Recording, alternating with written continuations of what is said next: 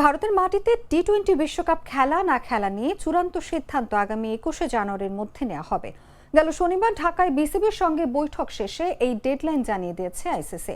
এমন একটি খবর জানিয়েছে ESPN ক্রিকইনফো। শনিবারের বৈঠকটি ছিল দুই পক্ষের মধ্যে এক সপ্তাহের মধ্যে দ্বিতীয়বার।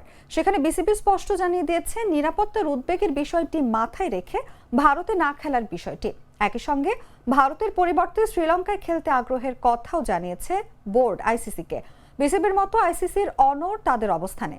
মূল সূচিতে পরিবর্তন আনার সম্ভাবনা নেই বলে জানিয়েছে তারা। শনিবার ঢাকার বৈঠকে বিসিবির আরও একটি প্রস্তাব নাকচ করে দিয়েছে আইসিসি। গ্রুপ বিতে আয়ারল্যান্ডের জায়গায় স্থানান্তর চেয়েছিল বাংলাদেশ, কিন্তু সেটি নাকচ করে দিয়েছে আইসিসি।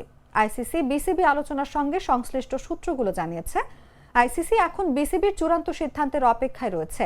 যদি বিসিবি বাংলাদেশ দলকে ভারতে যেতে অনুমতি না দেয় তাহলে আইসিসি বিকল্প দল ঘোষণা করতে পারে। বর্তমান র্যাঙ্কিং অনুযায়ী সেক্ষেত্রে স্কটল্যান্ডকে অন্তর্ভুক্ত করার সম্ভাবনা রয়েছে।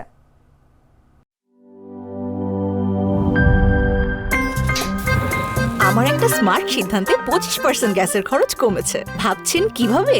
সাধারণ গ্যাস স্টোভ বদলে আমি এনেছি আরএফএল গ্যাস স্টোভ। এর সাইন্টিফিক নজল ও ব্রাস বার্নার ক্যাপ সমানভাবে তাপ ছড়িয়ে রান্না করে দ্রুত, তাই গ্যাসও বাঁচায় 25%, টাকাও বাঁচে 25%। আরএফএল গ্যাস স্টোভ নিরাপদ ও গ্যাস সাশ্রয়ী।